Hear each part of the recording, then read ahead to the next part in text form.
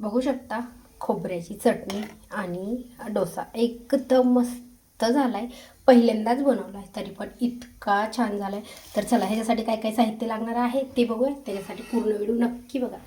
So बघू शकता एकदम मस्त आणि एकदम सोप्या पद्धतीमध्ये आज आपण खोबऱ्याची चटणी कशी बनवायची तर ती बघणार आहोत।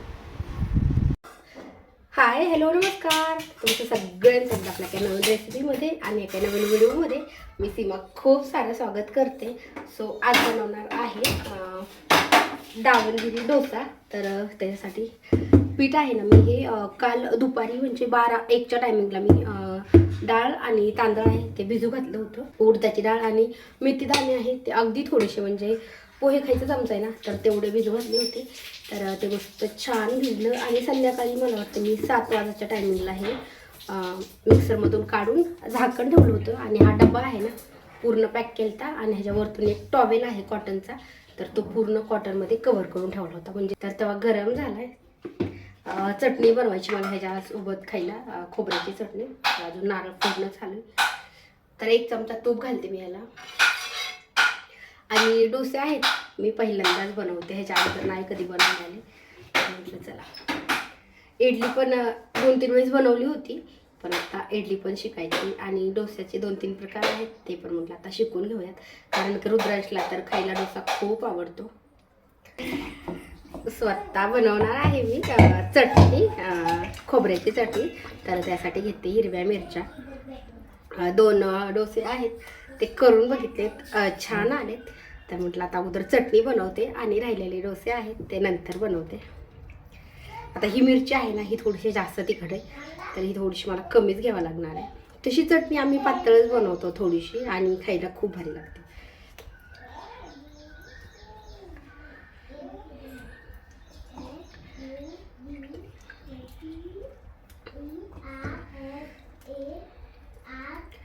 ह्याच्यामध्ये टाकायचं आहे आपल्याला हिरवी मिरची, ओलं खोबरं आणि कोथिंबीर। तर कोथिंबीर अजून निवडून घ्यायची राहिली।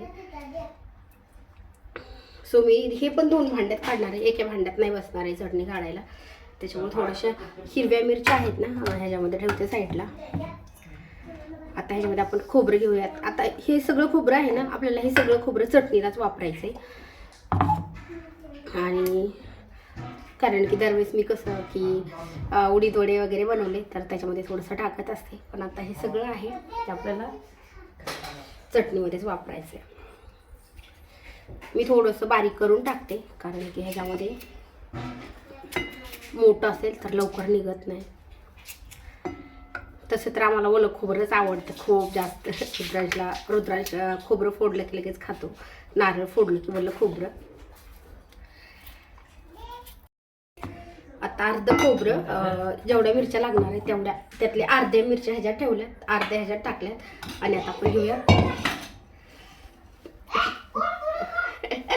ए रुद्रा शांत बसा थोडा वेळ, टीव्हीचा आवाज म्हटल्याला कमी करा, तर ह्यांची बडबड आहे आणि टीव्हीचा आवाज असेल तर मग शांत बसताय। पण म्हटलं माझं फक्त थोडा वेळ व्हिडिओ बनवूस तर शांत बस।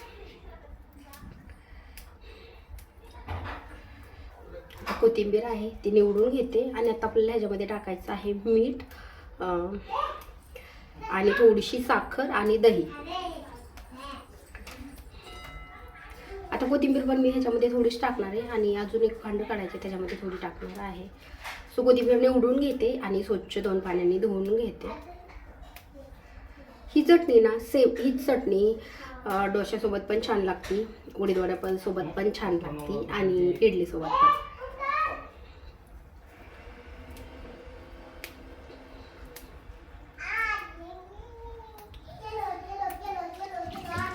थोडीशी घेतली ती पण लगेच ह्याच्यामध्ये टाकून घेते। आणि एवढ्या दिवस झालं वाईसर आणायचं तर आणलं मी परवा दिवशी। नाहीतर हे पीठ आहे ना सध्या डोस्याचं तर ते निघलंच नसतं, कारण की ना वाईसर नसलं की ते लवकर सांडतं का गवडे। आद्याच्या घरी कोणी नाही, ती माझ्यापाशी थांबली, सगळे बाहेर गेले, त्यामुळं रुद्रांशी ती आता छान खेळते। आता एवढी कोथिंबीर ह्याच्यामध्ये टाकते आणि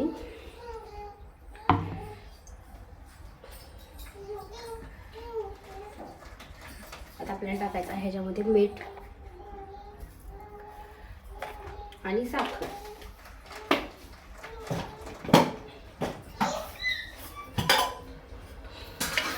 तर 1 चमचा आणि अजून अर्धा चमचा. आणि आता आपण ह्याच्यामध्ये टाकूया दही. दही जर टाकलं तर वरतून पाणी टाकायची गरज नाही लागणार आहे. चला आता काढून घेऊ मिक्सरला. पीठ तर हे छान भिजले, बघू शकता मस्त फर्मेंटेड झालं.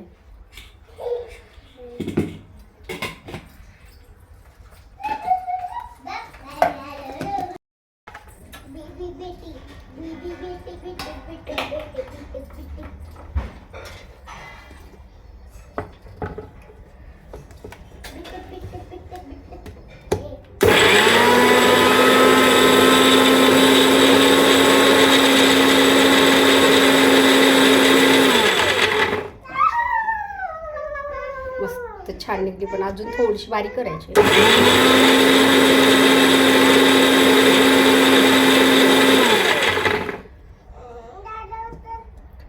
मस्त छान. स्वतः मी मोठ्या ह्या भांड्यामध्ये काढून घेते. कशात पाय अडकला?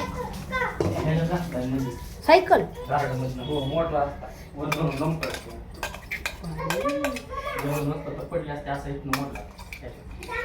कशात कशात? रुद्रांच्या.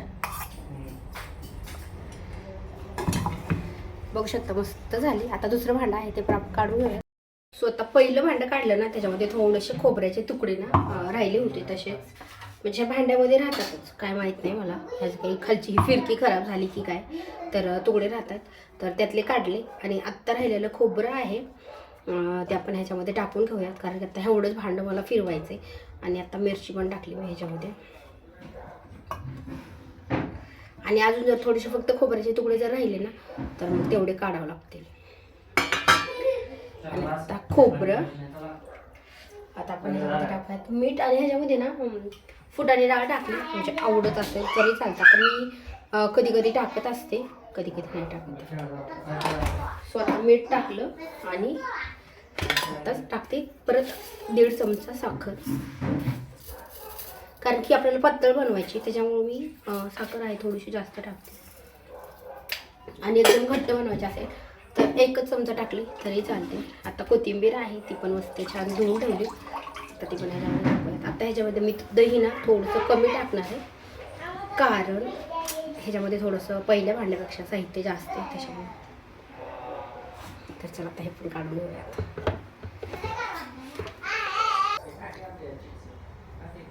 थोडंसं दही राहिलं घालायचं. दही जर नाही घातलं ना तर मग दही आपल्याला वरतून टाकावं लागते आणि थोडंसं घट्ट, त्याच्यामुळे मिक्सरला लावूनच टाकायचं कधी पण दही.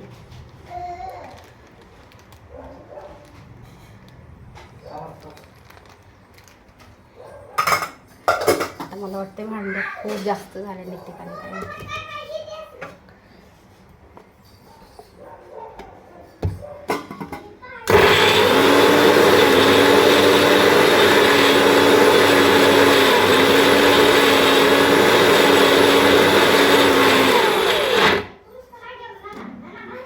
थोडासा अजून वेळ लागतो ह्याला.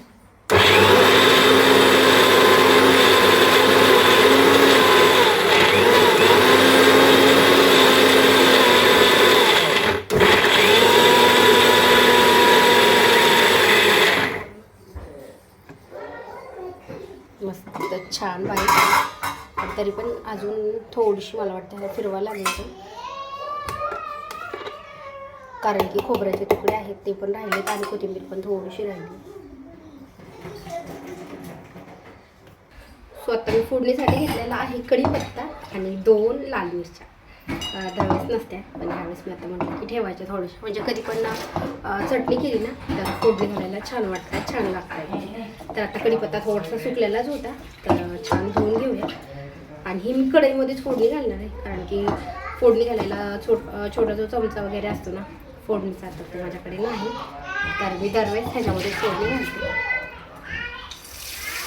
वाटीमध्ये पण जमती, पण वाटी आहे ना ती खूप काळी होती, त्याच्यामुळे म्हटलं आता कढईमध्येच घालूया.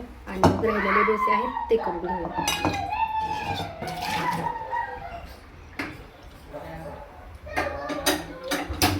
फक्त आपल्याला ह्याला ना कढीपत्ता, ही लाल मिरची जे 2 असे तुकडे करायचे आणि मोहरी टाकायची, जास्त काही नाही टाकायचं. फोडणी घालून घेऊयात. फोडणीला कढई छान गरम झाली. आता मी याच्यामध्ये टाकलं तेल आणि तेल गरम झालं की आपल्याला लगेच मोहरी टाकायची.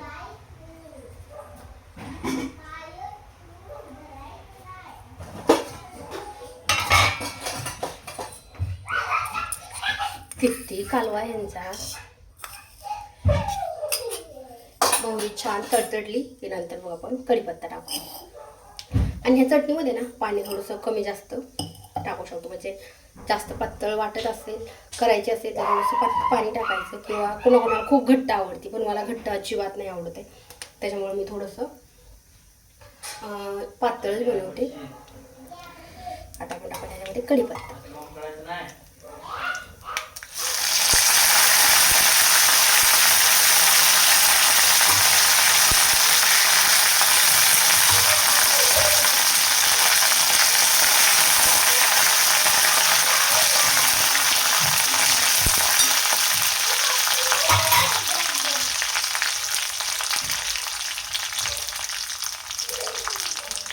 आता गॅस बंद करूया.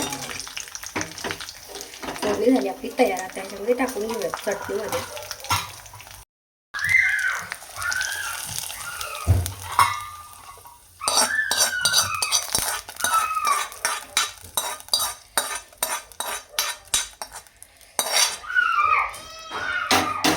तर झाली. मला तर ना, मी चटणी केल्यानंतर मला टेस्ट करून बघायची पण गरज लागत नाही. मीठ कमी जास्त एकदम परफेक्ट होती.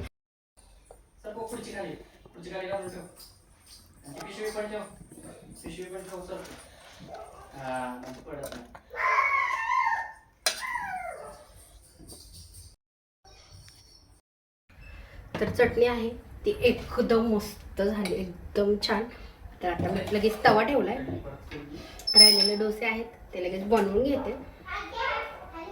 त्यात मी एक चमचा पहिला घेतला होता, तो पण मध्ये जाऊन बसला. आणि दुसरा पण मोठं भांडं आहे त्यामुळे चमचे आहे ते पूर्ण मध्ये गेले. तर चला, आता तवा पण गरम झालाय. लगेच डोसे आहेत ते टाकून घेऊया. बघू शकता खोबऱ्याची चटणी आणि डोसा एकदम मस्त झालाय. पहिल्यांदाच बनवलाय तरी पण इतका छान झालाय.